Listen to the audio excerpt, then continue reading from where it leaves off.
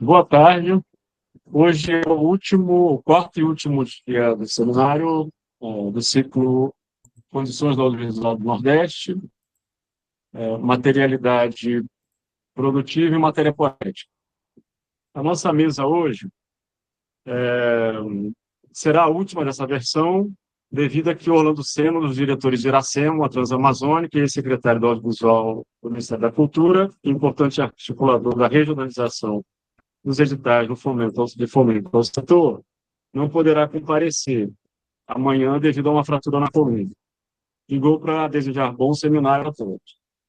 Com efeito, Iracema, uma transamazônica,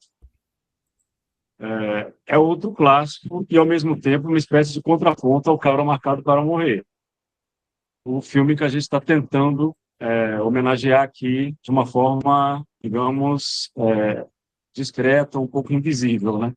Que a gente só teve mesmo apresentando Jorge Saldanha. Essa ideia de contraponto é por uma dimensão genérica monolítica do Iracema, porque é um tipo de etnografia imaginária do ecossistema criado pelo Projeto de Integração Nacional da Transamazônica, a estrada que corta o Nordeste e o Norte, que me parece a BR-230. O filme este ano faria 50 anos de finalizado, ou faz 50 anos de finalizado. O Iracema. Nossa sessão hoje se chama Limites para a Caracterização do Audiovisual Nordestino e os momentos decisivos de sua inserção nacional. Os três ilustres convidados, ou panelistas, estão no denominado mercado da arte das mídias. Antes, gostaria de observar nosso ciclo. Tentou prestar homenagem aos 40 anos da finalização do Cabra. Portanto, a abertura foi realizada por Jorge Saldanha, captador de som da fase documental que eu chamo de collage, né? Que é um pouco o Cabra, tanto no que concerne ao som quanto à imagem. E também ao gênero, sobretudo a questão genérica. E é um clássico brasileiro. Importa recordar que o Cabra Marcado tem a mesma idade que a última interrupção do regime democrático no Brasil, o golpe militar de 64, denominado capciosamente de Revolução, e que este ano orça 60 primaveras também. Cumpre o comentário de que se o golpe tem uma data de finalização oficial, 85, e tende a ser unívoco em suas coordenadas de interpretação, o Cabra Marcado para Morrer é muito mais que uma distante citação para os cineastas brasileiros. Permanece aberto para manobras críticas públicas e privadas e refigurações de espectadores, leitores e artistas. O Cabra Marcado para Morrer é um momento decisivo na cinematografia nacional, se acaso existir tal recorte. Recorte da cinematografia nacional. Ontem tivemos aqui a presença de três intelectuais muito atuantes nas cenas culturais de seus estados e mesmo do Brasil. Denilson Santana é diretor da Bienal do Sertão e nos comentou como as artes visuais podem tangenciar o cinema.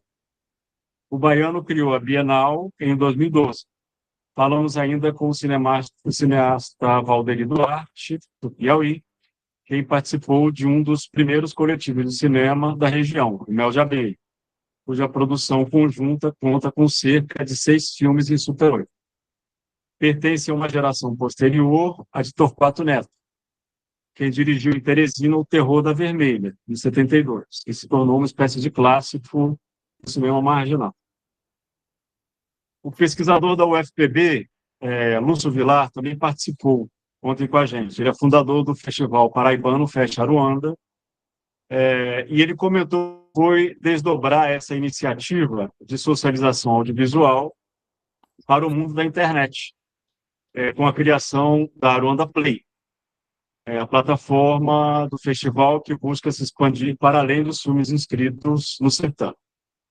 Hoje, como comentamos, a fim de compartilhar suas experiências e opiniões acerca do tema da mesa, temos aqui conosco a ex-diretora de jornalismo da Globo Nordeste, com sede em Recife, a Ju Mazarolo, quem atualmente presta serviços ao governo estadual de Raquel Lira, PSDB, e lidera uma empresa de produção a MZ Consultoria. Sua trajetória na região pautou-se pelo incremento da presença do jornalismo da Globo, como principal meio de informação regional em um momento de mudança de modos de produção de conteúdo jornalístico. Comenta-se que um dos grandes feitos de Jô foi haver unificado a cobertura do São João no Nordeste, festa religiosa com grande presença no audiovisual. Já foi merecedora do troféu Leão do Norte esse ano. Por certo, na abertura deste ciclo, tivemos o Jorge Saldanha, como eu comentei, técnico de som do Cabo, quem também participou de várias produções a respeito das manifestações culturais nordestinas. Entre elas, o documentário Viva São João, de Ambrucha Wadding, uma maratona desses festejos por todo o Nordeste. Hoje também está na mesa o Guilherme Farcas, de São Paulo, neto do grande fotógrafo Thomas Farcas, quem, ademais de trabalhar com captação e edição de som, desde a graduação na UF, Universidade Federal Fluminense. Recentemente foi editor de som de A Vida São Dois Dias, 2020, de Leonardo Moura Mateus, que está aqui. Quem está conosco, né? Ventos Secos, Daniel Nolasc, exibido na 70ª Berlinale, na Alemanha, e um filme de verão, 2019, de Jo Zefat.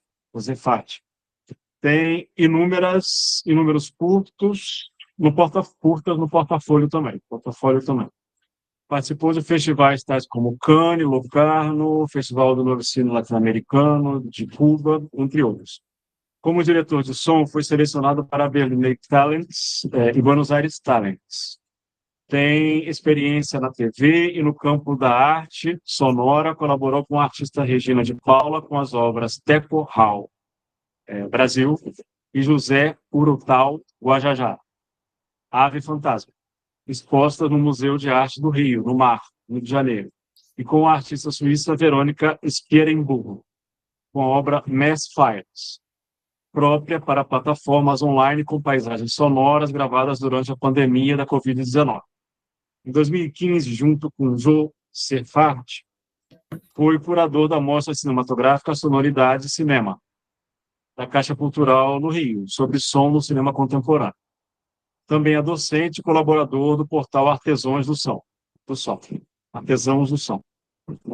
A respeito de sua herança familiar, hoje é responsável pelo acervo fílmico do avô, Thomas Farcas, idealizador do canal canal Thomas Farcas, na internet. Como se sabe, a Caravana Farcas foi uma iniciativa que reuniu documentaristas do Porte de Geraldo Sarno, Paulo Gil Soares, Eduardo Lauro Escorel, Orlando Senna, Vladimir Carvalho, entre muitos outros.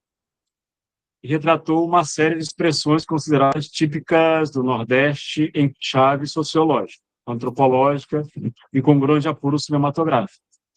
Por fim, aqui também está o Leonardo Moura Mateus, que é artista, pesquisador e cineasta cearense, atualmente estudando e trabalhando em Portugal. Tem vários filmes premiados em Tiradentes, Brasília, Santo Pompidou, em Paris, entre outros, com seus curtas e longas metragens. Entre eles estão Mauro em Cayena, Lição de Esqui e História de uma Pena. E entre os longas, Antônio 1, 2, 3 e A Visão São Dois Dias e Grace. O Grace é de 2024. Entre muitos outros. Teve instalações na primeira Bienal Internacional de Fotografia do MASP. Leonardo trabalha ainda como roteirista e montador e organiza a mostra Percursos. Não sei se organiza ainda ou organizou a mostra Percursos do curso de Cinema e Audiovisual da UFC. Deixamos então a palavra com a Jo para nos comentar acerca da incursão pelo jornalismo nordestino e como a Globo lidou com essa região da perspectiva política, imagética e noticiosa, a partir da sua experiência.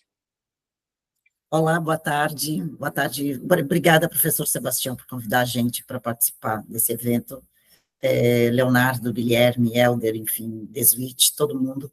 E quem está em casa, né, vendo essa live. Assim, na verdade, eu circulei bastante pelo jornalismo, mas nós conseguimos fazer várias produções Nordeste e Brasil também, dentro do jornalismo e algumas coisas na área de entretenimento. Mas eu queria comentar uma história, assim, que eu escutei muito e que vi muito isso, percebi no tempo em que eu, dos meus 23 anos dentro da Globo, a gente tem uma escola de cinema no Nordeste muito forte. Nós temos muitos e bons profissionais. A gente tem uma quantidade de sol invejável, tanto que várias e várias produções, elas vêm sendo gravadas aqui, elas vêm ser gravadas aqui no Nordeste. A gente tem aquele contraste de luminosidade bárbara, que eu estou cheio de especialistas aqui em cinema para fazer isso. Então, a gente tem gente, ambiente e equipamentos. O que é que nos falta para furar mais esta bolha nacional? Eu acho que, assim, às vezes nos falta coragem, insistência, teimosia. Às vezes eu digo que a teimosia é uma virtude. Quando você teima em produzir aquilo que você acredita. E eu acho que, assim, às vezes nós produzimos algumas coisas que a gente fica devendo, que a gente não entrega exatamente o que deveria ter sido feito. E eu falo isso porque eu recebia muitas produções feitas por profissionais que recebiam Funcultura ou de outras instituições assim que financiavam o cinema e o audiovisual e documentários, e às vezes, talvez por uma falta de controle da qualidade como isso era oferecido, isso não tinha um zelo na finalização que conseguisse ser um produto que você pudesse exibir numa TV aberta.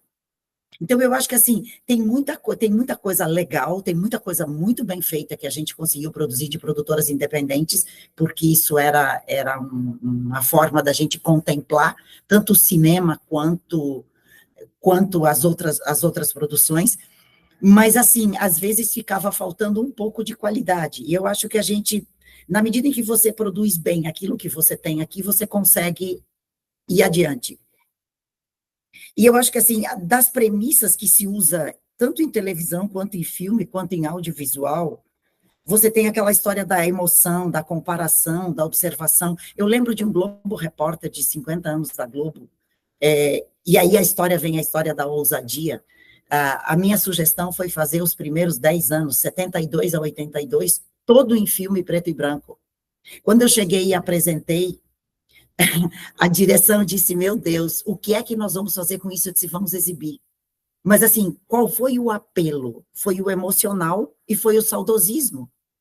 Então, assim, a forma como você embala um tipo de produção como essa, se fosse olhar a qualidade do vídeo, eu vou dizer assim, não vou dizer zero, mas era assim, tinha, sei lá, 50%. Não tinha produção, quer dizer, imagina, era o filme quer dizer, era todo filme em preto e branco.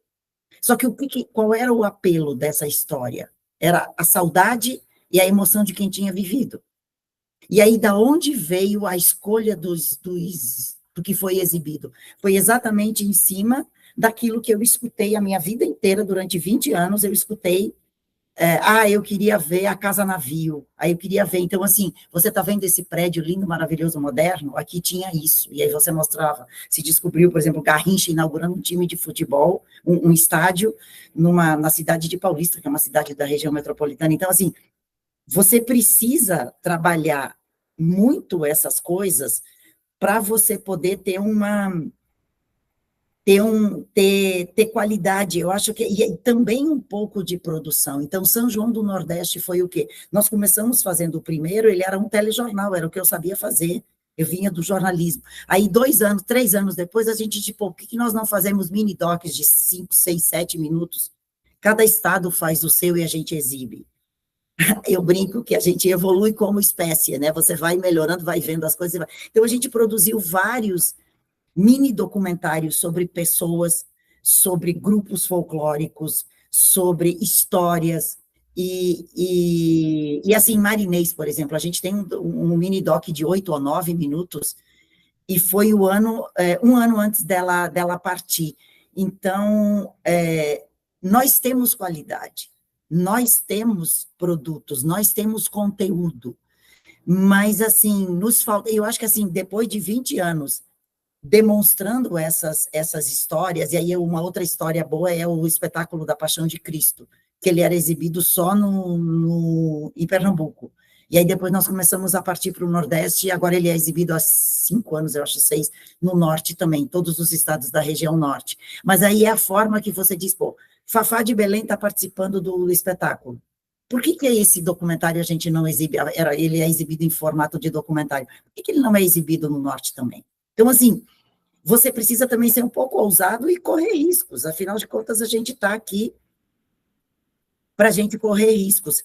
E neste ano, eu fiquei extremamente feliz, mesmo estando fora, tanto a TV Cabo Branco, né, a Rede Paraíba de televisão, exibiu um filme nacional, numa segunda-feira, que é a hora naquele horário do cinema, depois da novela, que a gente desvite, por favor, você roda o Sertão vai vir ao mar? Eu vou Roda esse sim. só a chamada.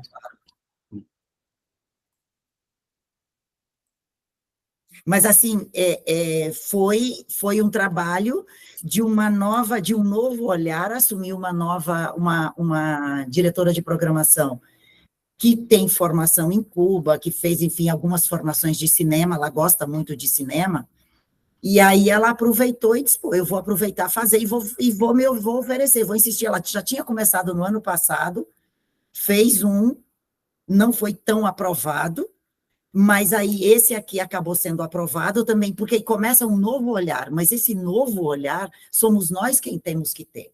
Porque eu costumava sempre falar, e já que o professor Sebastião falou em jornalismo, uma das coisas que mais me incomodavam dentro do jornalismo era que chegava o editor de São Paulo, do jornal Hoje, e dizia assim, vamos fazer Porto de Galinhas? Vamos fazer o verão em Porto de Galinhas? E aí eu costumava dizer, vem cá, nós não temos só Porto de Galinhas, mas quem tem que defender não só Porto de Galinhas, somos nós que estamos próximos e que conhecemos. Então, assim, esse foi todo produzido localmente, foi editado, a concepção toda foi da Rede Paraíba, e vocês veem que não deve nada a nenhuma outra programação que a Globo exibe, mesmo essa última novela. Então, assim, é um pouco de nós nos bancarmos, de nós termos a coragem e a ousadia.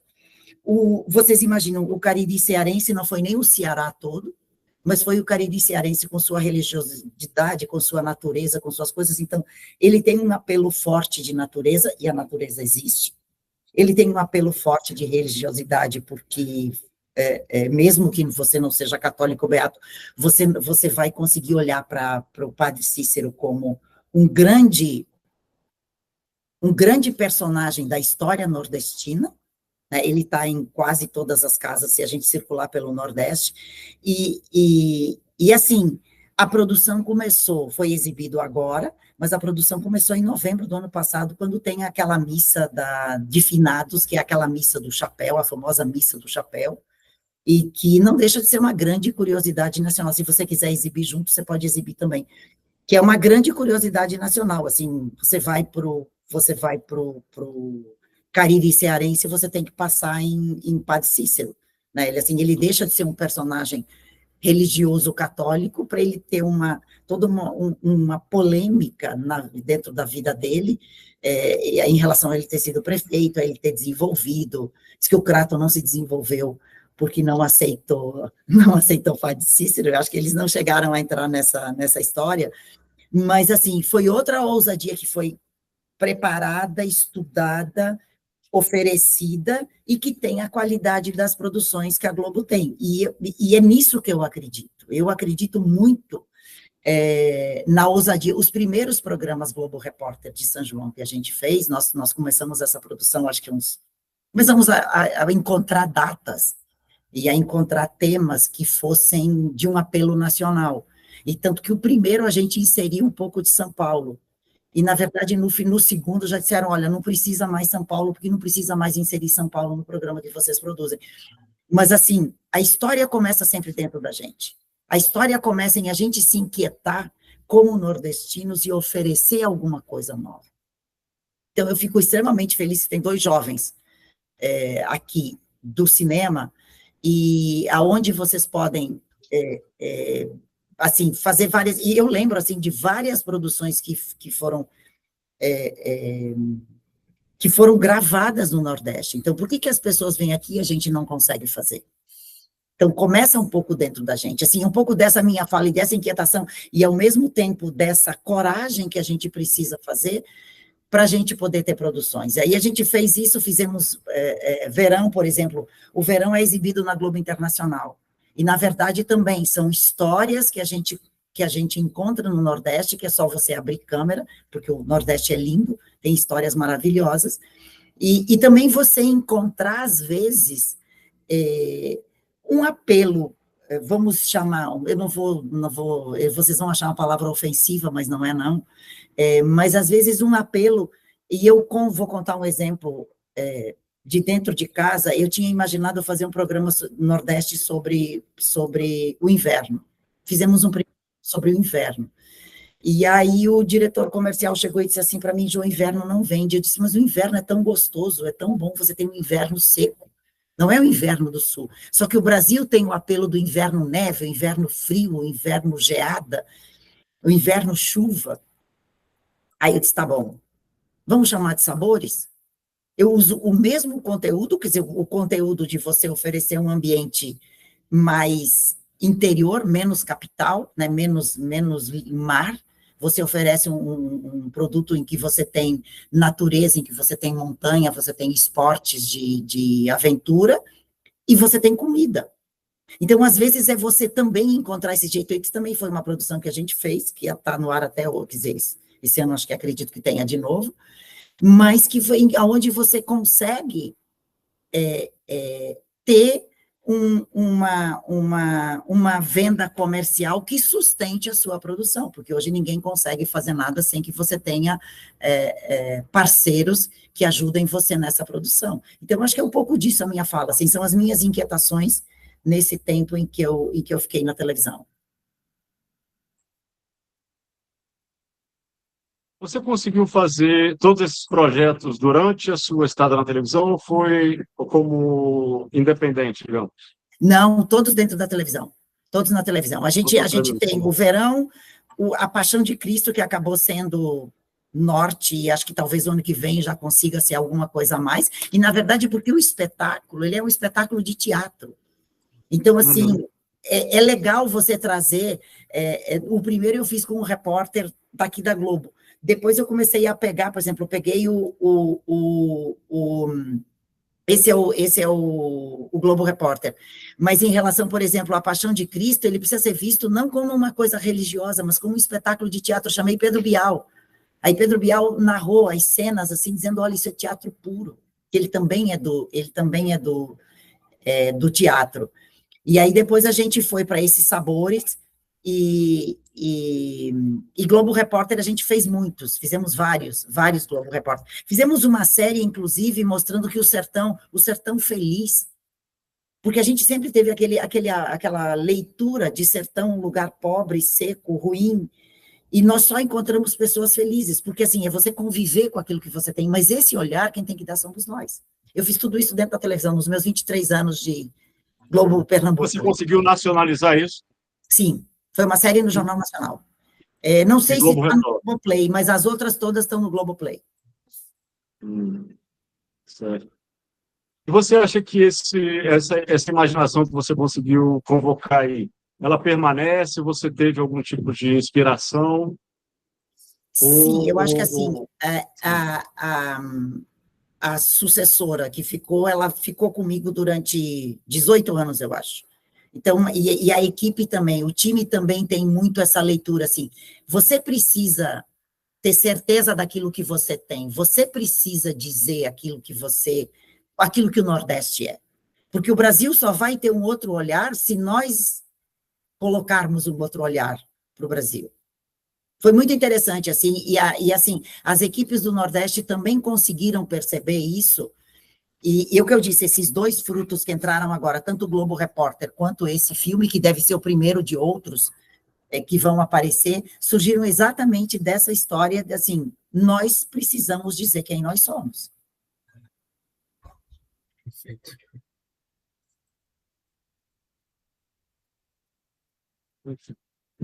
Ok. Bom, então a gente passa a palavra para o Guilherme. Guilherme, obrigado por participar. Então, a gente queria que você comentasse um pouco do canal e da tradição do seu avô e da sua experiência com esse material. Beleza. Estão me ouvindo bem aí? Sim. Massa, massa, maravilha. Poxa, eu primeiro queria agradecer ao Sebastião pelo convite, poder conversar um pouco sobre o trabalho do Thomas e o que isso pode despertar de interesse em 2024 é algo que me mobiliza, né? Poder falar sobre esse trabalho e então queria agradecer ao convite, primeira coisa. E eu acho que, bom, eu estou aqui para falar sobre o acervo do Thomas Farkas, né? Que é o meu avô e tal. Mas o meu dia a dia no trabalho é fazendo som para filme, né? Eu faço isso mais ou menos desde 2016, me formei, eu sou de São Paulo, sou sudestino aqui, não sei se tem mais uma outra pessoa aqui para. E o E eu sou do Rio. meu avô ele é nascido na Hungria, né? Então ele também não é original da região nordeste do Brasil. Muitos dos realizadores que o acompanharam nessa empreitada também não eram originais da região nordeste. Salvo algumas exceções, como Geraldo Sarno, que é baiano, enfim. Então, existe essa camada por trás, né? Acho que a própria forma que eu me comunico a forma como eu falo já dá dimensão disso, né? Então, acho que isso está bem claro, enfim. Mas, enfim, o meu trabalho é com som e, coincidentemente, já trabalhei algumas vezes com o Leonardo e tal. Trabalhei com som direto durante uns anos e faz alguns anos que eu estou trabalhando só na parte da pós-produção, né, que é a parte da edição de som e parte de mixagem, sobretudo no cinema, de onde eu venho, mas fazendo série, que hoje em dia é algo tão produzido, né, e acho que o audiovisual se diversificou de muitas formas. Mas, enfim, vamos falar sobre o acervo do Thomas hoje. Pode passar, Deuswitch. Eu pronunciei correto seu nome? Isso. Perfeito. Bom, acho que essa fotografia é um pouco interessante, né? Porque a gente aqui está falando de uma elipse temporal de 1964, 1967, 1969, né? Então acho que isso que a Jo fala de um Nordeste em preto e branco, uma certa ideia de uma pobreza, isso é algo que está ao entorno desse acervo, né? É uma ideia que tá conectada, né? E, inclusive, ela estava falando, tem uma entrevista que o Thomas deu para a FAPESP em 2007, e eu acho que essa é a entrevista em que ele entra em contato com, acho que a TV Cultura para distribuir os filmes, e a resposta àquela altura, em 1980, é: ninguém quer ver nada em preto e branco, isso é uma coisa de pobreza, não interessa a televisão difundir essas imagens. Então, acho que é interessante também como que ele se deparou com isso, que essa ideia pré-concebida, né? Enfim, pode passar para a próxima. Então, basicamente, os filmes do Thomas, né, que é um conjunto de 37 filmes que a gente tem no nosso site hoje, esses filmes eles estavam na gaveta, digamos assim, da família, né, da primeira geração, que são os 4 filhos do Thomas. Esses filmes estavam bastante. Não existia um trabalho no sentido de difusão, que é basicamente o que me mobiliza hoje, né? Quando o Sebastião me convidou, eu falei: olha, eu não sou especialista em Caravana Farkas, existem vários pesquisadores, pesquisadoras que se especializaram na linguagem, na estética, no contexto histórico desses filmes. Eu não sou essa pessoa.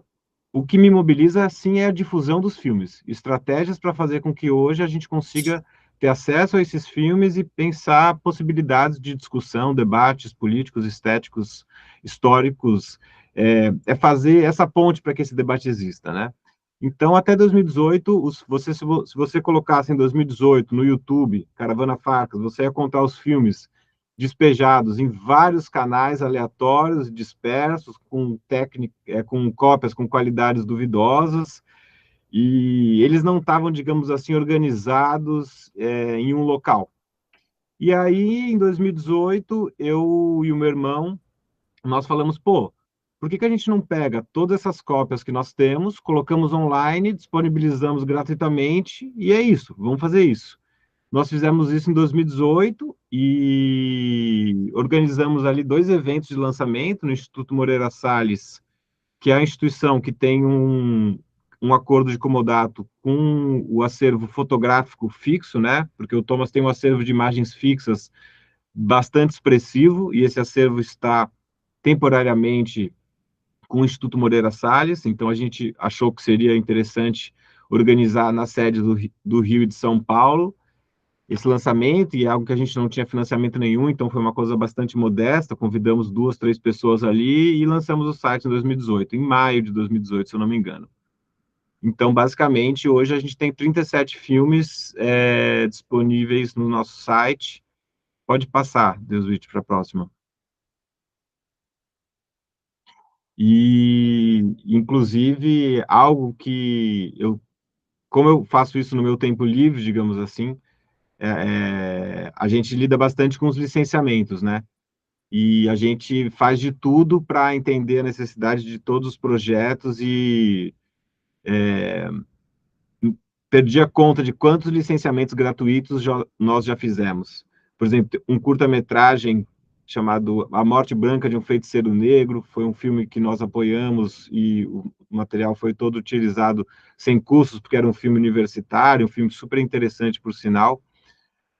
Aconselho se vocês não conhecem, e então a gente trabalha com essa parte do licenciamento, né? Beleza.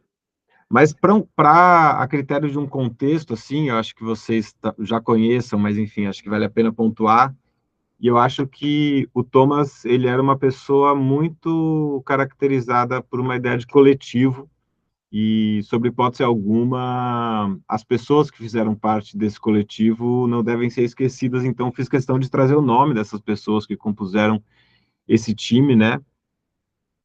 Alguns conhecidos, alguns menos conhecidos, então, e conversando com alguns deles em vida, esse caráter aglutinador do Thomas era muito reconhecido por essa geração, né? E esse print screen é de uma matéria que nós publicamos na Folha de São Paulo, na ocasião do lançamento em 2018, que eu escrevi com uma antropóloga, enfim, sobre ideias que a gente tem a partir disso, né? Pode passar, Deuswitch. Então, aqui um dos materiais que estão disponíveis no nosso site, né? Esse é um frame do Memória do Cangaço, um filme que, se a gente pudesse dividir a caravana, a própria nomenclatura da Caravana Farcas, ela foi feita muito a posteriori, e existe uma certa polêmica em torno de onde nasceu esse termo, mas a teoria mais consagrada, digamos assim, é que ele foi cunhado pelo Eduardo Scorel, muito tempo depois, de uma forma bastante trivial, e parece que o nome pegou, e a gente já tem esse nome até hoje. Mas, enfim, não sei se é isso. Ótimo. E a caravana, ela basicamente é dividida em 2 momentos, assim, né? Você tem o primeiro momento, na virada de 1964 para 1965, que foram lançados 4 filmes, né? O Memória do Cangaço, Subterrâneos do Futebol, Nossa Escola de Samba e Viramundo, que eu acho que são os 4 filmes mais conhecidos, né, desse contexto, que é onde tem a imagem anterior, que o Thomas, inclusive, tentou distribuir comercialmente em salas, com o nome de um longa-metragem chamado Brasil Verdade. E, o Memória do Cangaço é um filme sobre a história do cangaço, inclusive tem uma entrevista bastante interessante com o Zé Rufino, que matou mais de 20 cangaceiros, e uma entrevista bastante pesada assim com ele. Pode ir para a próxima. E o segundo momento, próximo. O segundo momento ficou conhecido como a Condição Brasileira, né, que são um conjunto de 19 curtas, feitos ali na virada de 1967 para 1968, finalizados mais ou menos em 1970. E grosso modo, são curtas-metragens, né? E é interessante que é um formato bastante, digamos assim, colocado a escanteio na produção audiovisual, né? O curta-metragem é um formato que você não tem um streaming aí interessante para a gente consumir curta-metragem, salvo algumas exceções, né? Então, é um conjunto que marcou a história do cinema brasileiro e em formato de curta-metragem. Então, acho interessante, né? Pensar isso e caracterizar essa experiência nessas duas viagens. Pode ir para o próximo. Bom, aqui tem uma foto também ilustrativa, né? Na época das filmagens do Viramundo, 64. Pode ir para a próxima. Isso aí eu trouxe também uma imagem ilustrativa, né? Que o Thomas também se aventurou na academia, foi professor da Escola de Comunicações e Artes lá da Universidade de São Paulo. Essa é a tese de doutorado dele, uma tese de 72, um dos materiais que a gente digitalizou especificamente para o lançamento do canal em 2018. Então, esse material você encontra gratuitamente para download no site. Pode passar para a próxima. Esse é o site, né? E esse grupo de filmes, né? Esses 36, né? Agora eu confundi, não sei exatamente os números. Eles foram filmados basicamente nesses 5 estados da região Nordeste. Um filme no Vale do Cariri, que tem a fronteira desses 5 estados. E as temáticas, essas são mais ou menos as temáticas, né? Que os filmes se apoiam. Então tem uma ideia, eu lembro de conversar com o Hernani Hefner, né, que é o responsável pela preservação, um pesquisador histórico brasileiro, né, da Cinemateca do MAN aqui no Rio, e ele falava para mim que ao mesmo tempo que os filmes, né, feitos nesse contexto, eles estavam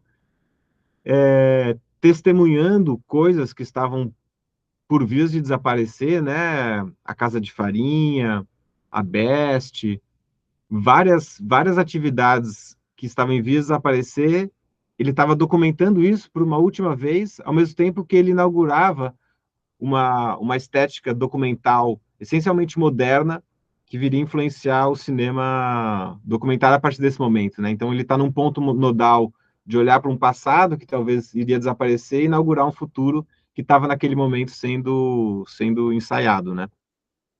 Pode ir para a próxima. Então, esses filmes, acho que eles são muito influenciados por um contexto muito específico dos anos 60, né? Você tem aquele texto canônico do Cinema e Desenvolvimento, do Paulo Emílio, né? Esse contexto de uma ideia de uma realidade brasileira, um cinema moderno muito latente, né? Essa ideia que o Thomas tinha de mostrar o Brasil aos brasileiros, que é algo que ele vai falar nessa entrevista da FAPESP que eu comentei, e absolutamente influenciado pelo Fernando Birri, Jean Rouch, Edgar Morin, Robert Drew, os irmãos Maysles, não sei se se fala, Joris Ivens, que é uma pessoa que o próprio Thomas falava muito em vida. Então é um cinema, hoje, se você parar para assistir, aquele documentário com voice-over que organiza o filme, tem muito mais essa ideia de organizar um discurso, né? Uma ideia bastante instrumentalizante nesse sentido, né? Enfim, pode ir para o próximo. Enfim, isso que eu separei aqui que o Thomas pontua nessa entrevista, né? Achei que essa era a maior revolução que poderíamos fazer, porque os brasileiros não conheciam o Brasil, não existia televisão para mostrar tudo, então achava que mostrar o gaúcho para o paulista, para o nordestino, vice-versa, era uma novidade que poderia atualmente provocar uma revolução, pelo menos de cabeça. Aí ele comenta que levou material para a TV Cultura e eles comentaram, olha, tem muita miséria, e o Thomas falou, oh, isso não é miséria, isso é como as pessoas vivem, etc, né? Então, também um pouco de contexto. Pode passar para a próxima. E aí, acho que só com uma espécie de provocação, né? Eu acho que por que pensar esses filmes hoje, né? Por que que eu me mobilizo para pensar esses filmes hoje? Porque eu acho que, como uma pessoa, né? Enfim, eu acho que para além de qualquer análise e não sou um especialista, né? Eu acho que essas imagens documentam, né? Elas documentam, não sei porque aparece esse negocinho aí, mas enfim. Essas imagens documentam uma época, né? Então, a nossa missão é fazer essas imagens, esses sons resistam ao tempo e isso já é algo que me motiva a trabalhar na preservação desses filmes. Pode passar aí. Então, volta um pouquinho. Eu acho que também é bastante conhecido, né, a análise que o Jean-Claude Bernardet faz no Cineasta As Imagens do Povo, quando ele cunha e cria o termo do modelo sociológico, isso em 1985, né? E eu acho que as análises em torno desses filmes, elas foram durante muitos anos, estiveram à sombra dessa definição, né? Esses filmes ilustram, são filmes teses, né? São filmes que vão ilustrar uma ideia pré-concebida ao filme. E eu acho que hoje em dia, se a gente pode pensar, pode passar para o próximo, pode passar. Se a gente pode pensar algo que nos interessa no contexto do contemporâneo, é pensar se existiam num conjunto de esses 36 filmes, eles seguiam essa cartilha do modelo sociológico, ou a gente pode pensar alguma irrupção, alguma fissura, alguma lacuna, algo que possa para o contemporâneo, de alguma forma, nos interessar, né? E a Cláudia Mesquita, que é uma pesquisadora do FMG, muito atenta aos filmes, né? Ela vai escrever esse texto em 2006, falar sobre a invenção de montagem que esses filmes possibilitaram, quantos curtas de 9 minutos, especialmente do Sérgio Muniz, que foi um colaborador frequente do Thomas, eles representaram algo que o cinema documentário iria fazer muitos anos depois, que fogem ao modelo sociológico, que usam uma assincronia entre som e imagem, que criam contextos históricos muitas vezes contrastantes, e como a gente pode pensar é, como o documentário contemporâneo estava ligado a esse contexto. Pode passar para a próxima. E aí também trazendo uma análise da pesquisadora também do FMG, a Cristiane Lima, que ela fez a tese dela sobre documentários musicais, e um dos filmes analisados é o Hermeto Campeão, um dos poucos filmes dirigidos pelo próprio Thomas, isso já em 82, pesquisando de que forma o método, as possibilidades de se filmar uma apresentação musical, né? Que eu acho que o Hermeto em si já é uma figura que pensa a música a partir de outras matrizes que não as matrizes da música ocidental tradicional, e acho que o filme está muito atento a isso. Então, mais uma provocação também que a gente está interessado em trazer. Pode passar para a próxima. E esse é um frame de uma entrevista que eu fiz com a Ana Galizia, que é uma produtora parceira, com o Sérgio Muniz em 2021. O Sérgio veio a falecer em 2023, né? O Sérgio é um dos colaboradores mais frequentes que estava vivo com o Thomas. Então, nós temos esse material filmado com o Sérgio, inédito. Não sei o que a gente vai fazer com ele ainda. Esse ano é comemorado o centenário do nascimento do Thomas, né? O Thomas é de 1924. Então, vai ser feita uma exposição no Instituto Moreira Salles de São Paulo. Talvez a gente utilize esse material nessa exposição, enfim. Pode passar. E também comentar que esse ano eu estou produzindo um projeto que foi contemplado pela Lei Paulo Gustavo, aqui do Rio, e a gente vai fazer a digitalização e a preservação de 2 filmes do acervo, que é o Nossa Escola de Samba, sobre a escola de Vila Isabel, e o Hermeto Campeão, como era um edital do Rio de Janeiro, a gente fez um recorte dos 2 filmes que são aqui do território. Então, a gente vai fazer uma digitalização 4K para poder atualizar nosso acervo. E também acho que uma outra coisa que eu não mencionei é que as cópias digitais que nós temos, elas foram geradas em 1997, quando o próprio Thomas e o Sérgio digitalizaram esse acervo pela primeira vez, em ocasião de uma retrospectiva no Centro Cultural do Banco do Brasil, aqui do Rio de Janeiro, e foram transferidas do suporte óptico, né, 16 milímetros, para fitas magnéticas Betacam, que tem uma resolução bastante defasada se a gente for comparar com o 4K ou de hoje em dia, né? Então, os materiais, eles podem ser muito mais bem apresentados ao público, tanto no que diz respeito à imagem, como no que diz respeito ao som. Então, acho que uma coisa que me mobiliza muito hoje em dia é poder fazer uma nova digitalização, pensar a preservação desses materiais, a gente vai começar fazendo isso com esses 2 títulos. Próximo. Então é isso. Agradecer. E eu acho que no primeiro slide, esse é o último slide, né? Eu acho que é. Eu acho que no primeiro slide tem o e-mail, então, assim, podem, pronto, é o contato@tomasfracos.com. Estamos disponíveis, talvez a gente demore um pouco para responder, porque a gente faz aqui meio sem financiamento as coisas e às vezes a gente fica um tempo sem ver e-mail, mas estamos super interessados e disponíveis para quaisquer coisas que tenham a ver com a utilização desse material e contextos estudantis universitários, a gente está mais do que feliz em apoiar e poder somar no que for, no que tiver de interesse. Então, muito obrigado. Perguntas, comentários? Não, eu tenho uma dúvida. Eu não entendi ao certo se vocês fizeram o restauro antes de fazer o site ou não. Não, boa pergunta, excelente pergunta, eu realmente não comentei. A gente simplesmente pegou as cópias de 1997 e colocou online. De 97? Isso. Mas já Porque estavam assim, restauradas ou não? não, em 97 foi. Olha, excelente pergunta. Acho que nunca ninguém me fez essa pergunta.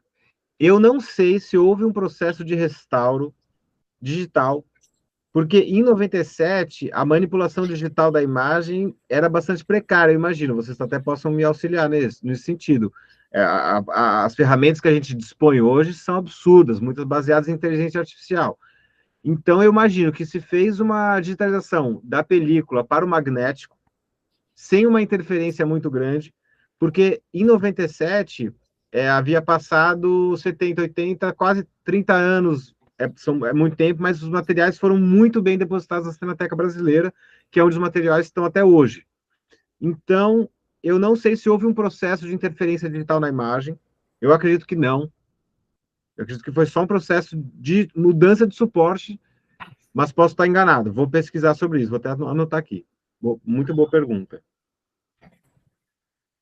Ontem eu revi um filme que chama Imaginários, do Geraldo Sarno, e eu fico pensando, esses filmes são uma espécie de matriz, né? De matrizes mesmo, para uma série de filmes, para essa imaginação do Nordeste que, de alguma maneira, tenta se reinventar, né? Tenta tomar de outras tradições, de outras citações, né? Que não sejam propriamente, não sei, a literatura do Nordeste da década de 30, ou a literatura romântica do Nordeste, Iracema, ou alguma coisa do Franklin Távora, por exemplo, que eu estou mais familiarizado agora.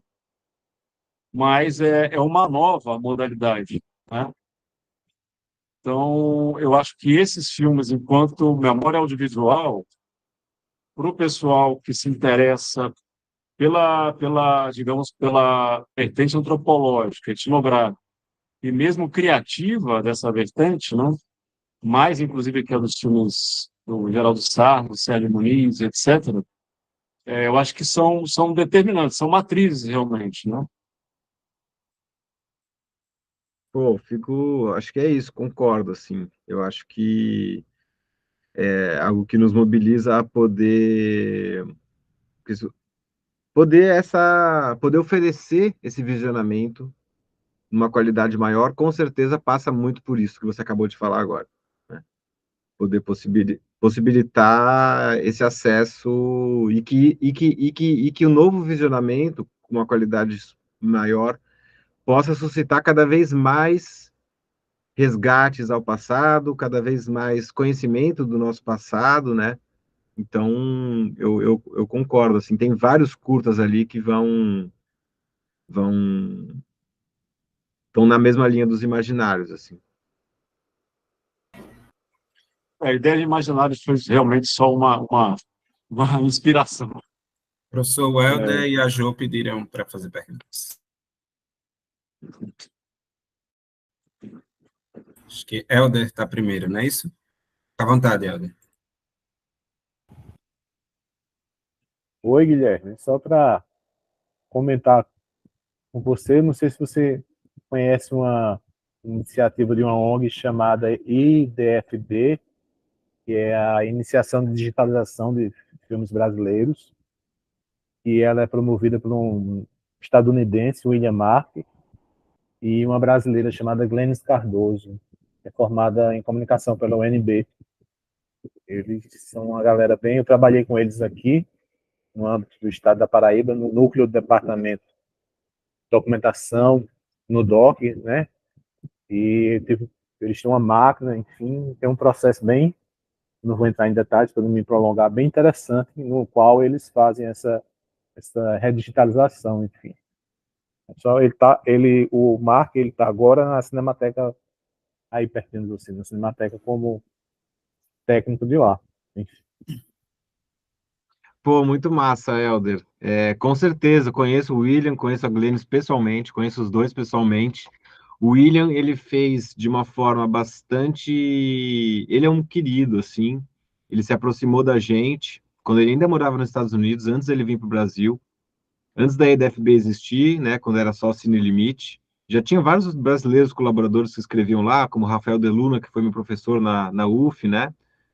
E ele fez legendas em inglês, ele traduziu tudo, acho que 10 filmes ele traduziu do português para o inglês, fez legenda, sem custo, super parceiro nosso, o William é um super parceiro nosso, um querido, inclusive a gente, nesse processo atual, é que a Cine Limite mudou um pouco, né, agora eles se mudou para o Brasil, eles têm o projeto acho que o projeto que você se refere foi quando ele fez uma viagem, né, com o scanner, e digitalizou uma porção de coisa, eu acho, né? Isso, vários filmes aqui, Pronto.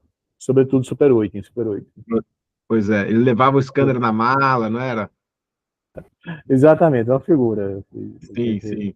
Tem... E, pô, muito massa, assim. E aí a gente ia fazer um serviço porque parece que ele acabou de fazer propaganda aqui, né? Enfim, me falaram que ele consegue gravar LTO, que é algo que não é todo mundo que faz, mas parece que até onde eu sei ele não estava fazendo para terceiros. Então, é que a gente tem uma especialista técnica, né, que é a Débora Butrucci. Ela é a coordenadora técnica do nosso projeto e ela é uma referência na área da preservação, né?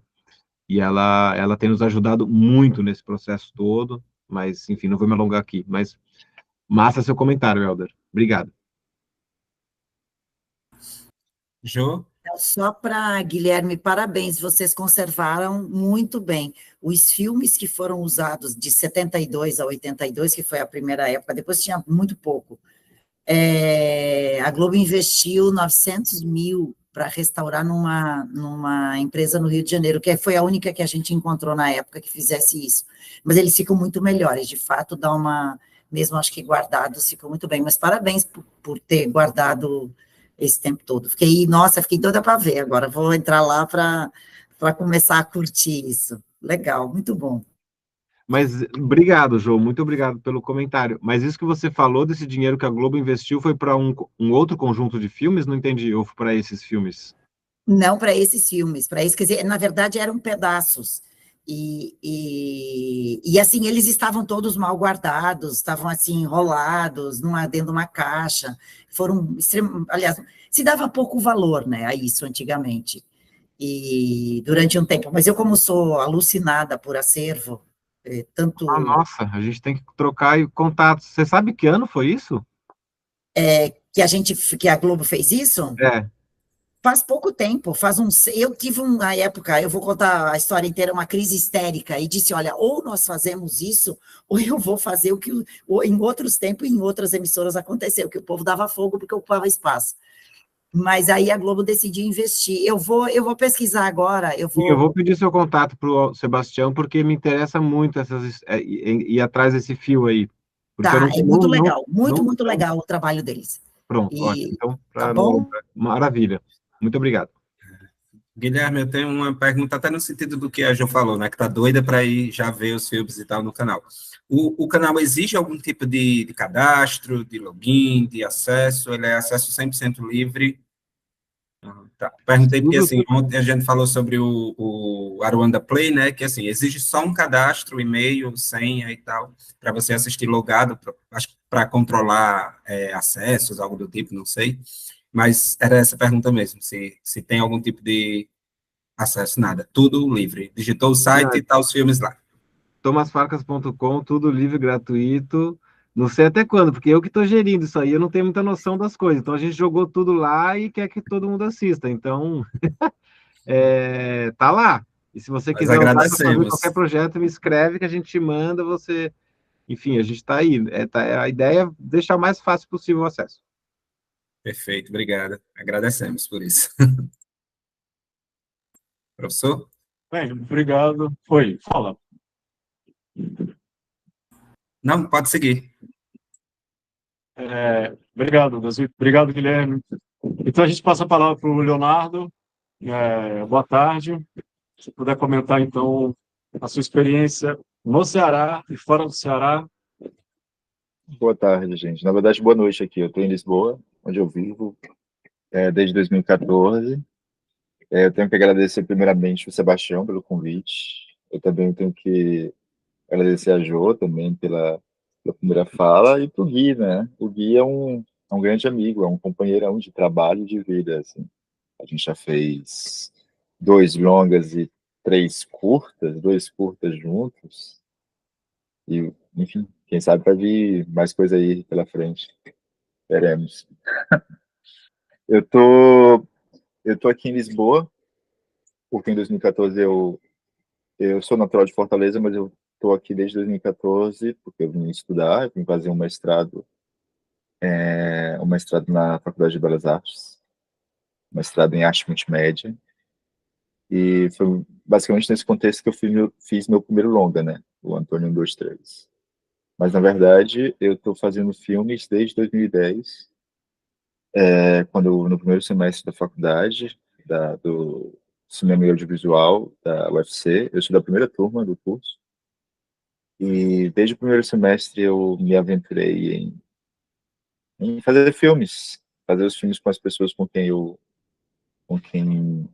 dividia as aulas, dividia o tempo, os amigos com que eu já tinha conhecido no curso de teatro que eu tinha feito em 2006, no Teatro José de Alencar. E depois pessoas da dança também. As pessoas do teatro migraram para a dança, me levaram junto, eu comecei. Então, na verdade, o cinema que eu comecei a fazer, na verdade, ele, em 2010, quando eu tinha 19 anos, ele começou antes, na verdade. Começou no teatro, começou com um grupo de amigos, de pessoas que estavam com muita vontade de fazer coisas, mas, sobretudo, estavam levando, estavam trabalhando em teatro, ou na performance, ou na dança, como uma espécie de modo de vida. Eu acho que é isso que eu levei para o cinema. É aquilo que, para mim, caracteriza mais aquilo que eu faço em cinema. Não necessariamente. Os meus projetos, eles nasciam de roteiros pré-prontos, ou de coisas muito bem formatadas, de projetinhos que eu estava mandando para editais. As coisas nasciam basicamente da nossa vida, da nossa pesquisa, do nosso trabalho comum, das nossas próprias histórias, das nossas histórias pessoais, das minhas questões do meu bairro, das minhas questões com os amores, com as festas, e eu acho que justamente é algo que esse detalhe, essa minha relação com os filmes e nessa relação com a vida, é a coisa que mais marca aquilo que eu continuo a fazer. Não existe muita separação. Mas, de toda maneira, ao longo, desde 2010 até 2014, eu fiz, enfim, mais de uma dezena de curtas-metragens. Eu tive a sorte de ter alguma visibilidade. Justamente foi por isso que eu consegui vir estudar aqui em Lisboa. Em 2017 eu estreiei o Antônio 23, em 2022 eu estreiei A Vida São Dois Dias, filme que o Guilherme ele é diretor de som. E este ano, em 2024, eu estreiei o Grace, que é meu terceiro longa-metragem, estreando no Festival de Roterdã, e que deve estrear muito em breve no Brasil, inclusive nas salas. É o primeiro filme longa-metragem que eu faço com um orçamento especificamente justo para aquilo que o filme é, né? Nos termos melhores possíveis. Mas ele tem um motor que é muito parecido com aquilo que eu tento, ou venho desenvolvendo desde o meu primeiro curta. É justamente uma ideia de muito voltado para uma espécie de narrativa jovem, uma certa teatralidade, uma certa relação entre verdade e mentira, entre personagens que o filme não é exatamente sobre um tema em específico, ele é mais ou menos também uma maneira de estar no presente com aquilo mesmo que acontece na frente do filme. Apesar de ser um filme sobre uma personagem título que se chama Grace, é um filme também que fala de uma dezena de outros personagens e todas as pessoas que estão no caminho dela e o que ela faz, que ela pede ajuda para conseguir passar pelos problemas que ela está passando. É isso. Eu não sei exatamente mais como o que o Sebastião gostaria de perguntar. Eu acho que eu fiz um resumo assim bastante compacto do que é a minha trajetória no cinema. É isso. Matheus, como é, por exemplo, a experiência do Ceará e de Portugal? É muito difícil. Você consegue fazer uma internacionalização da produção, por exemplo, a partir da captação, alguma coisa assim? Bem, Ou quando o produções, Sebastião né? fala de internacionalização, quer dizer quer dizer de financiamento, de fazer Começando por produções, aí. etc. Ok. Então, bem, a maneira com a qual eu comecei a fazer os filmes, eles não necessariamente, como eu falei, eles não necessariamente necessitavam, ou eu esperava por um financiamento para começar a fazer, né? Eu acho que parte da minha loucura bastante juvenil e também da minha proposta enquanto diretor, enquanto propositor dos filmes, era justamente fazer com aquilo que estava próximo, aquilo que era possível de ser feito. Eu não queria esperar, não só porque eu sentia que estava muito longe daquilo que eu imaginava que o filme pudesse ser. Na verdade, eu queria muito mais experimentar enquanto estudante de cinema, pequenas ficções, filmes experimentais, mas também porque eu sentia que, e isso foi se comprovando na medida que eu fui fazendo os filmes, que existe um timing muito específico, né, na relação entre aquilo que você deseja, aquilo que você pretende, tem inspiração para um filme, para aquilo que você quer registrar, e, e todo o caminho de financiamento e de produção de um filme, né, de financiamento, de pré-produção, de produção. E muito geralmente esse tipo de processo muitas vezes mata, ao invés de amadurecer os primeiros desejos que o filme tem, né? Porque é um processo longo, é um processo que ele inclusive envolve ter que explicar de maneiras muito racionais, muito explicar para edital, explicar para parceiros de produção, as suas inspirações, de onde é que você quer, né? De onde é que saem as suas ideias. E nesse processo eu tenho noção de que, pelo menos para mim, esse processo muitas vezes ele mata ou ele seca justamente aquilo que é o desconhecido, justamente aquilo que você ainda não entende exatamente o que o filme é.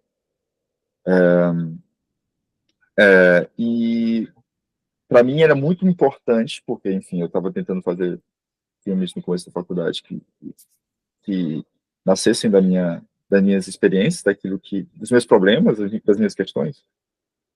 Era muito importante que eu pudesse fazer com uma câmerazinha emprestada.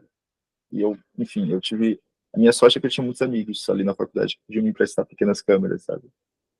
Por exemplo, uma amiga minha me emprestou uma câmera Cybershot, chamada Canon G12, para um trabalho na faculdade. E eu comecei a filmar algumas paisagens da minha rua, e eu fui descobrindo, à medida que eu filmava, que esse filme era um filme sobre um tio meu, que eu queria muito fazer, que eu tinha uma relação bastante, uma espécie de herói, um tio que tinha viajado jovem adulto para a Guiana Francesa. Então, esse processo, ali, o processo formativo, mas o processo de fazer o filme dentro de um âmbito formativo, foi o que com uma câmera absolutamente barata, em nenhum momento isso, para mim, era uma espécie de impedimento. Eu precisava necessariamente de um certo dinheiro para fazer esse filme. Não, aquilo ali era o que eu tinha para expressar, da maneira mais simples possível, era muito mais importante do que eu precisar, do que entrar numa espécie de modelo de produção, de uma construção que era longe de mim. No fundo, era longe de mim. Eu não conhecia exatamente quem pudesse produzir, eu sabia que não tinha um currículo grande. E, ao mesmo tempo, tinha ali uma disciplina que eu precisava entregar um filme.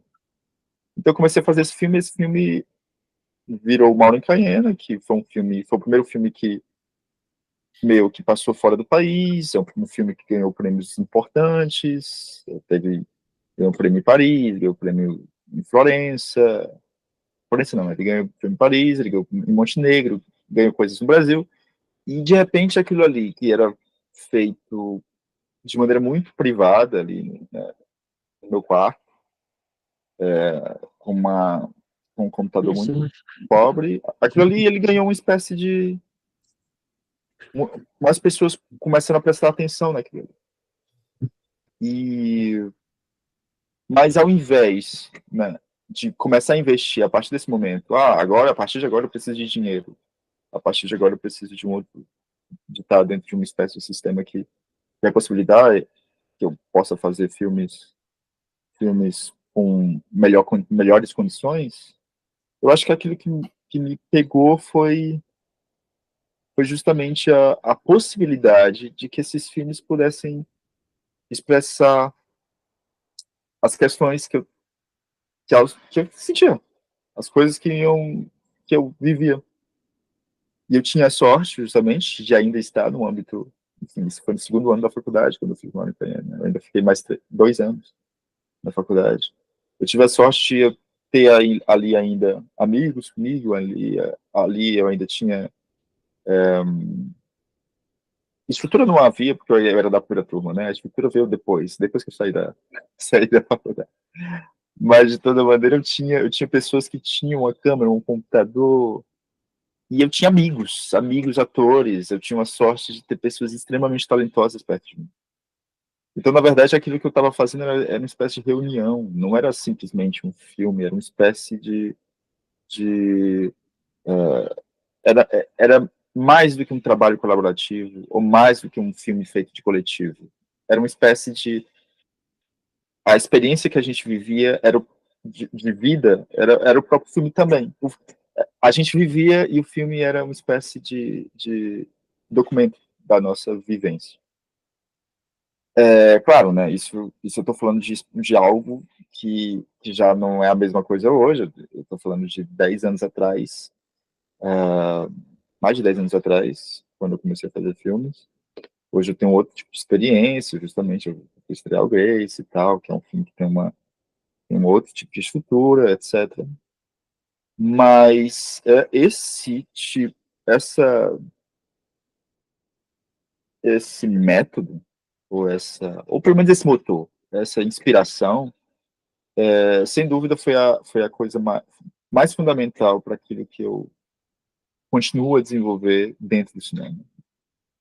E isso eu não tenho dúvida alguma. Se eu não tivesse tido essa experiência, muito provavelmente eu estaria fazendo um filme, um tipo de cinema muito mais rígido e muito mais parecido com aquilo que nas faculdades de cinema as pessoas aprendem. E eu tive a sorte também nessas andanças, de estar por aí, perceber também que eu não estou só nesse meu método, nessa minha proposta. E não é uma proposta única, que na verdade existem por ali e por aqui, no Nordeste do Brasil, em outros lugares do Brasil, em outros lugares do mundo, pessoas que também vivem do cinema ou fazem cinema num lugar muito parecido com aquilo que eu tô falando agora. E justamente eu acho que se eu tiver algo para acrescentar nesse seminário, é justamente uma espécie de experiência que é extremamente profissional, extremamente enraizada na, na técnica, na capacidade, no talento de muitas pessoas, mas que não está fundamentada numa espécie de linha de montagem, de construção fílmica, um parâmetro que é, inclusive, bastante decadente da economia de cinema hoje em dia. Né? E eu acredito que se é importante, e é extremamente importante falar sobre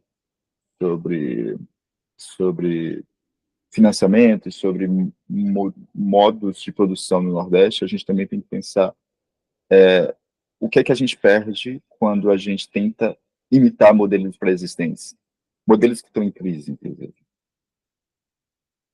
Isso, para mim, é a coisa mais importante, porque simplesmente imitar é perder uma oportunidade de transformar, né? É isso que eu acho que é a minha única contribuição maior para essa mesa aqui.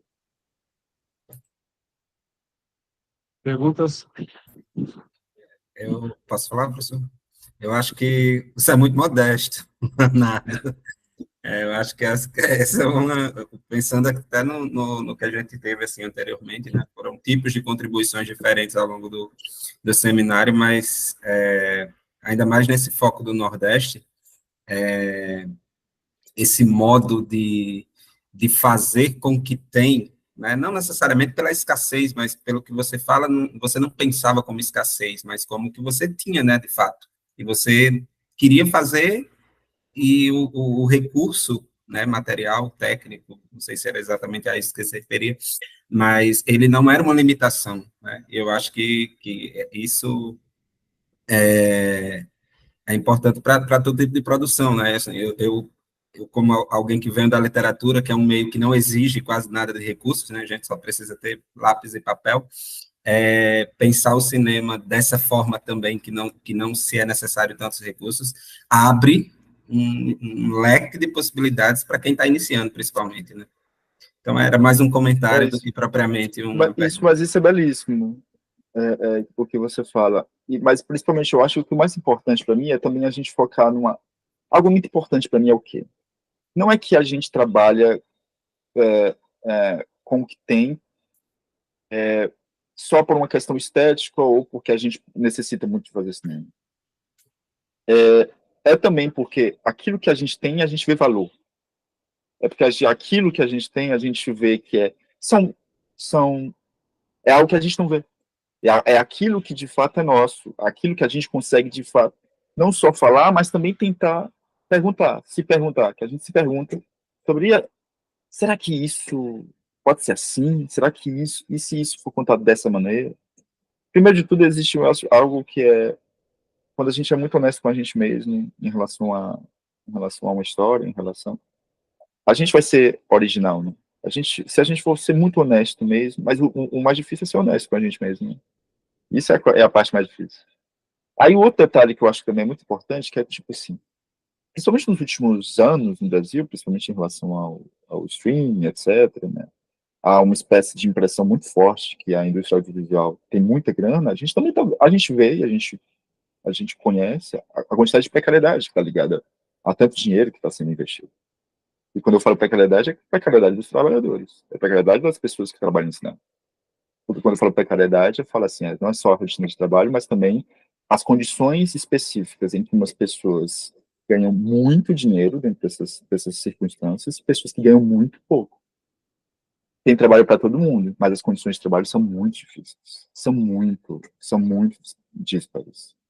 Aquilo que eu fico pensando, principalmente em relação a uma espécie de proposta de possibilidade de trabalhar com o que tem, é tipo assim, me interessaria muito mais que se dentro da mentalidade das pessoas que fazem cinema, que propõem cinema, mais isso, né? O que é que eu falo? As pessoas que propõem cinema são pessoas que dirigem, são pessoas que produzem, né?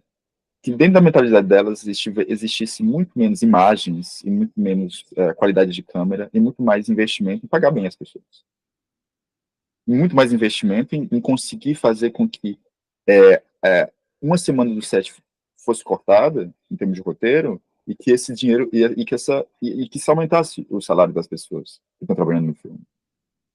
Esse tipo de questão, para mim, envolve completamente, artisticamente, o que é um projeto de filme, o que é um projeto de cinema de um país.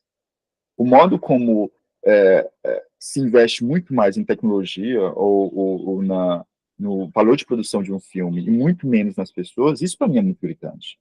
Isso mostra muito mais uma espécie de como o neoliberalismo está infiltrado, inclusive, esteticamente nas produções onde a gente trabalha. E esse tipo de coisa, que isso não seja conversado o suficientemente, tipo, a gente fica muito mais pensando de como que os filmes brasileiros eles precisam chegar no Oscar, ou em Cannes, ou sei lá o quê, e a gente pensa muito menos de como, de fato, eu tenho para mim para mim é muito claro que um filme esteticamente arrojado não vale 10 filmes em que as pessoas são bem pagas. Para mim não existe nenhuma, para mim não tem nenhuma, não existe comparação entre essas coisas. Porque, e para mim, o modo como a gente coloca a técnica na frente da humanidade é algo que está muito no audiovisual, mas está presente em cada uma das circunstâncias da nossa vida. O audiovisual está muito mais presente na nossa vida do que antes, a um desses lugares.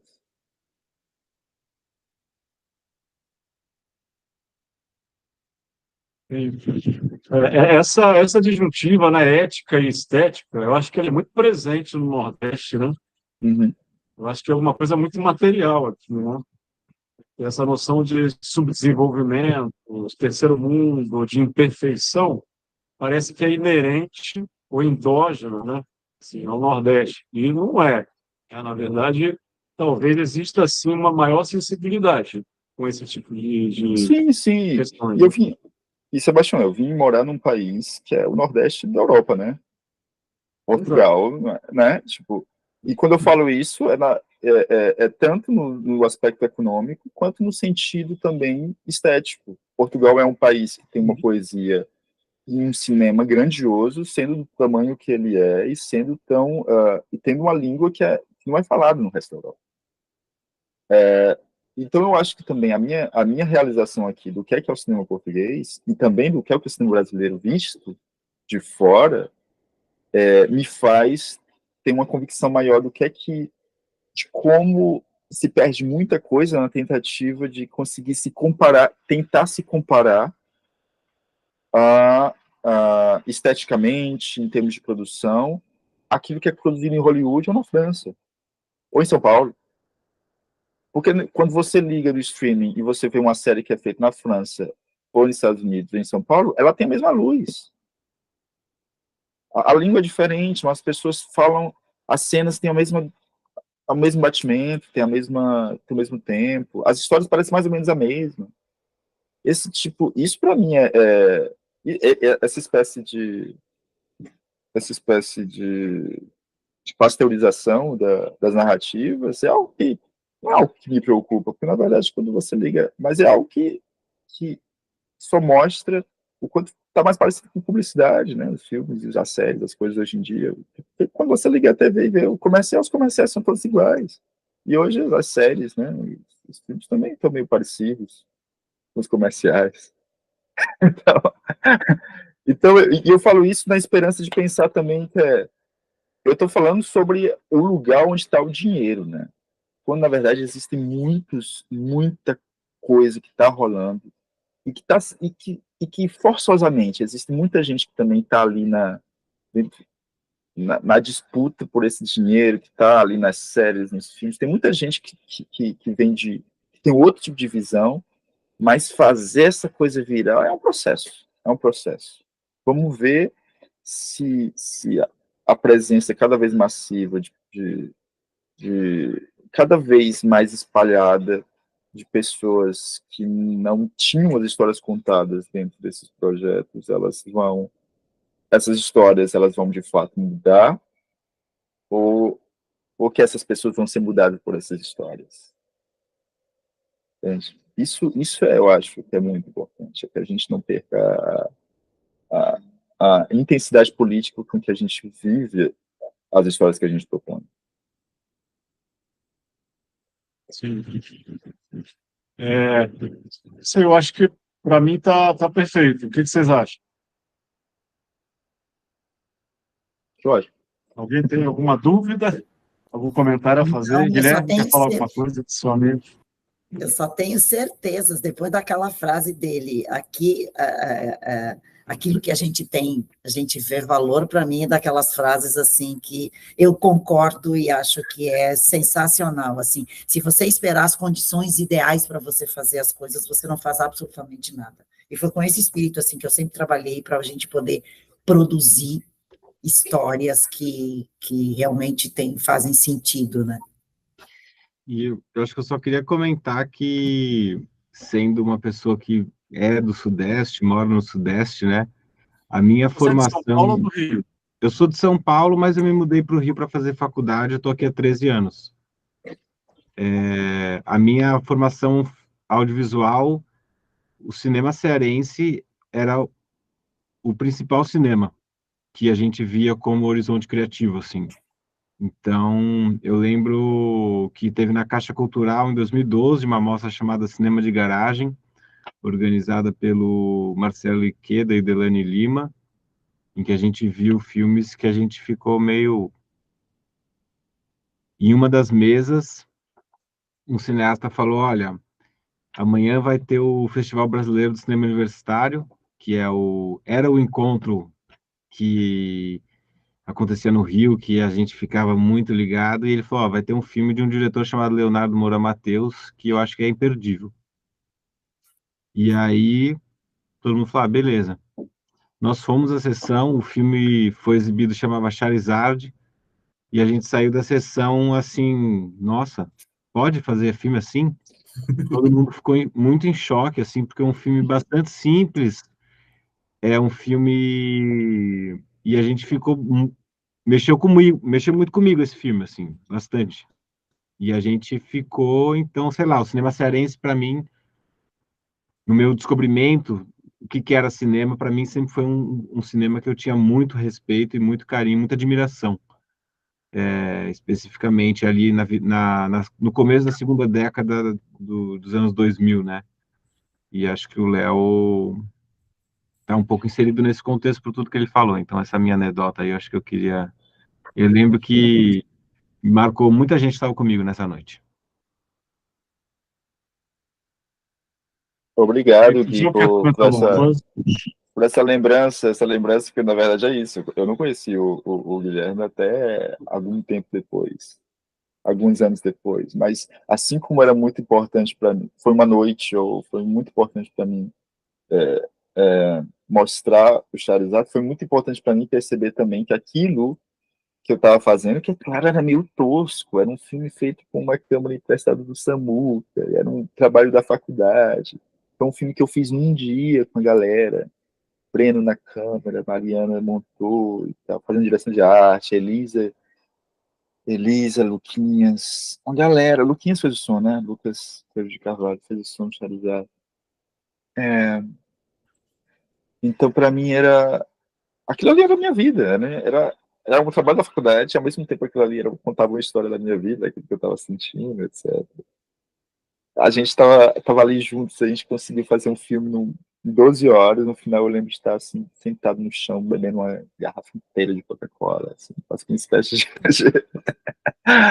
E pronto, esse filme, de repente bateu para uma galera que tinha a minha idade quando o filme foi projetado, passando com filmes universitários, às vezes com muita grana, muito dinheiro, filmes com fotografia extremamente linda, apurada, e foi muito maluco. No final da sessão eu senti o baque, eu senti que, porra, as pessoas gostaram, de fato, isso aqui, desse experimento, essa coisa.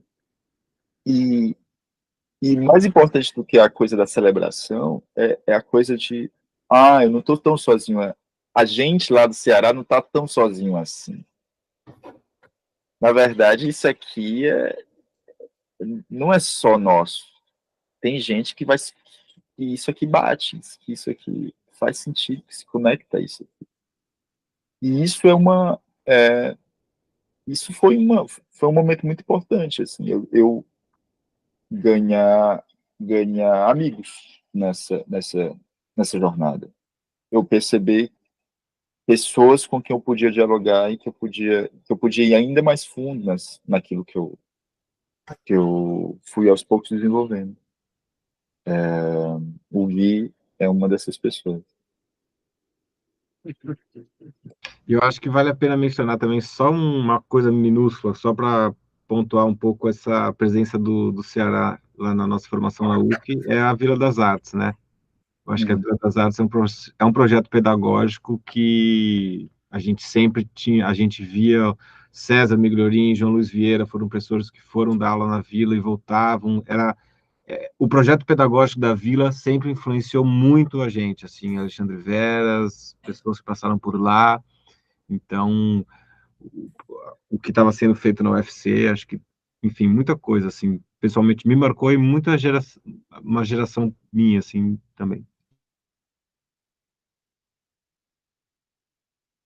João, quer comentar alguma coisa? Meninos? Nada? Estou bem tranquilo, perfeito. Só agradecer. Agradecer também. Então, eu também quero agradecer. Eu fiz um textinho aqui. Agradeço a todos e cumpre comentar que hoje encerramos os eventos com esses 3 momentos de expressão do audiovisual nordestino ao longo da história. A televisão e suas necessidades jornalísticas de criação de uma imaginação afim com a ordem folhetinesca, de alguma maneira, que lidera a emissora em que trabalha, a Rede Globo, em que trabalhava, debruçada sobre a tarefa de criar consensos regionais e nacionais no que tange às sensibilidades e sistemas inteletivos do Estado Nacional. Tivemos ainda a participação de Guilherme Farcas, quem discorreu acerca do canal que reúne parte da obra do seu avô, Tomás Farcas, e seus ilustres colegas nas operações documentais, que, ao par com o Cinema Novo, constrói nosso patrimônio magético.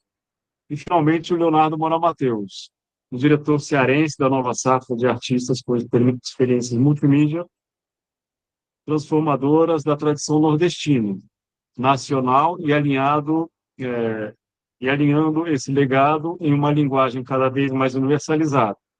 Em seu caso, evitando os lugares comuns ou tratando de subjetivá-los a fim de erigir, enquanto autor, uma proporção maior do sujeito e do artista nordestino. Então é isso aí, eu agradeço a vocês, eu acho que a gente fechou com chave de ouro, né? Pena o Orlando não estar aqui entre a gente amanhã, mas foi excelente. Boa noite a todo mundo. Muito Obrigada. obrigado, boa gente. noite. Tchau, tchau. Tchau, pessoal. Boa noite. Tchau. Bons inscritos para todos. Tchauzinho. Muito obrigado, Sebastião. Tchau, tchau. Tchau, tchau.